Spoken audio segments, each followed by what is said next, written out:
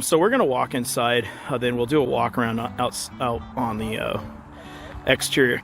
One of the notes you will notate is the privacy walk-up, as well as some of the original interior pieces, such as the ductwork, which makes us very jealous due to our two buses.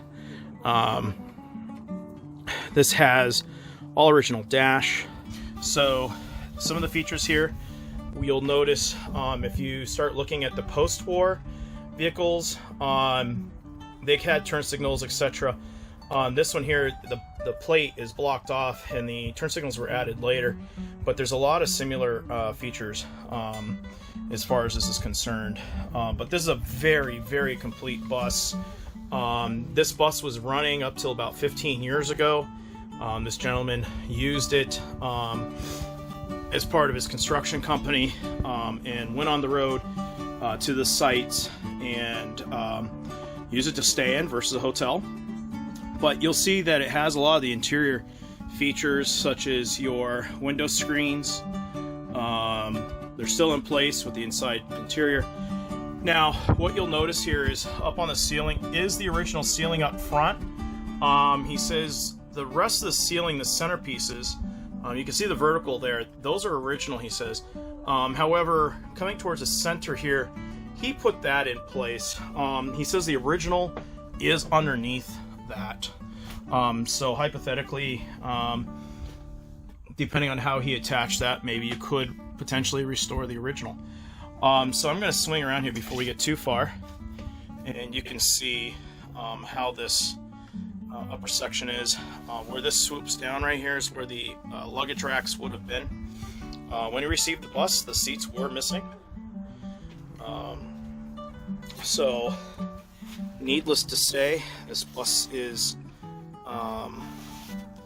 very, very original. But number 68 is its production number in this case. So it is very, very nice bus. And I'll step back here and you can see this opposing side a little.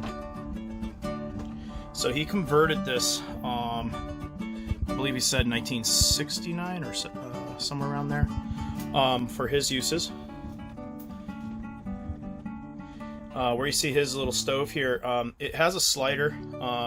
However, the window is not damaged. It's in an open position. As we walk around the coach, it'll be hard to film the driver's side due to the fact it's close proximity to the trailer next to us.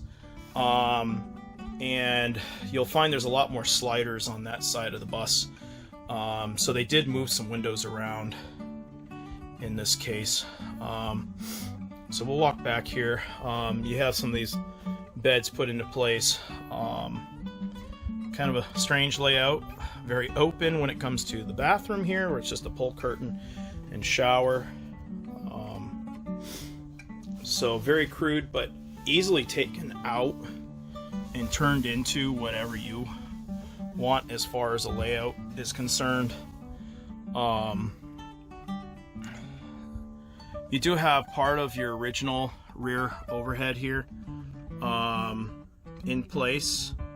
In fact, you can see some of the original pieces.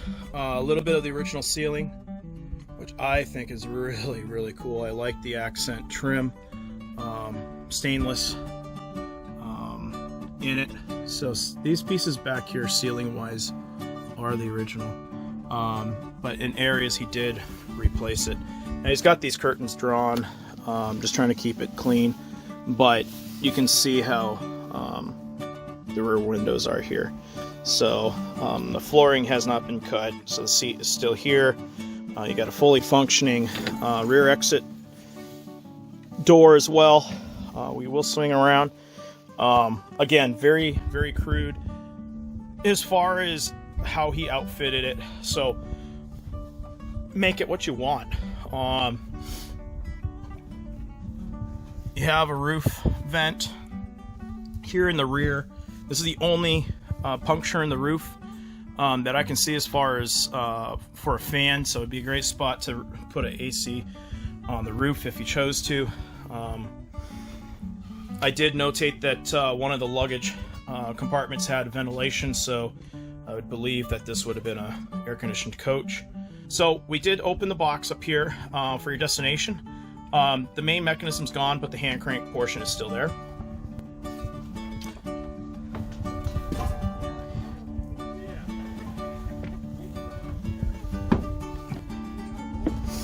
So we're going to start out on the right side here. It does have the original front split rims. You're going to notice that these are going to have to be replaced. From what I understand, these type of rims are illegal because of the split rim aspect of it. These are the original 11.00-19 by Supplier tires. However, he did replace the rear ones, which the rims are perfectly fine, so you only need the rear. But you can see how his heater, he just slid the window open. A couple of these windows, the frames are there with the hinge. However, you can see the insert portion of that window has been removed, as is the second one. So not quite sure there what went on. Gonna have to do some work to that. This is the only puncture as far as RV related, as far as affecting the Silverside itself. Remind you, this hasn't been on the road for 15 years. So as far as our luggage bay, you can see what kind of damage you do have. I will open up these bays here later on to get a view of its condition, but he did replace these rims, so these are good to go. Took pictures of the transmission area. Everything looks good there as well. This is the only clearance light as far as our corners are concerned that's in good shape. The other ones, however, are no longer. What makes me jealous is these taillight frames. Housings are in fantastic shape. So these we did unlock so we can get a view of our engine bay. Obviously some attention is going to have to be given due to the fact it's been sitting. You can see some hoses have deteriorated since it's been parked. But it looks to me, although I don't know a whole lot, unlike Scott, the bus grease monkey guy, this is definitely a candidate, I would say, to give him a call to rescue this bus. So we're going to keep its location hidden for the moment. So we're going to act as an agent for this guy, going through our dealership in Deerfield, Mass. By the way, this is bus 534. Back in its day, you can still see the original paint scheme was underneath this color. You can kind of see where the paint's lifted. The housing here is definitely here. There's a little bit of rust down here, but at least the housing's there in good shape. No bends in it, but the guts obviously are not there. At least our air cleaners are here. I know, watching some other videos that Scott's done, he comes across a lot of these where some folks have totally destroyed things. Now, this gentleman had replaced the radiator with the truck one. He's having cooling problems. He still has that radiator, by the way, so that does go with the bus if you want it. Clearance lights up top are in great shape. We're going to start making our way down the left side here. I'm going to step back here. So he has this PVC thing going on. So our housing for the clearance light is still there. The little metal brace that holds the lens in is gone. The backing plate's still there. Not sure what happened, but definitely want to deal with that before you go down the road.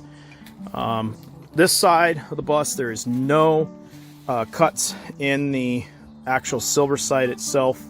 One thing to notate is when he did cut in for this PVC, that he did notch the aluminum there. Little patch. Solve that. There's quite a few sliders down on this side. Window or two are put in backwards. Luggage bays are in pretty good shape. This one actually looks like it's open, but yet I can't get it open. So very, very tight here. So We can't do much down the side here, but do want to notate there are quite a few pieces of glass that are cracked. Driver's side mirror has a crack in it, and it's metal. There are some dents in the roof near the front here. You can get a little picture there. Driver's side window is cracked, but the front windows are in great shape. The front here has been pushed in here. So there are some trim pieces up front here that are going to have to get straightened or replaced. Pictures speak loud, obviously. There's some dents in the roof up top. Pretty easy to take care of. Yeah, it's a startup belt. The door's in really good shape. Down by the base, you do have some issues. Bumper's in pretty good shape. I'll get a side profile here for you.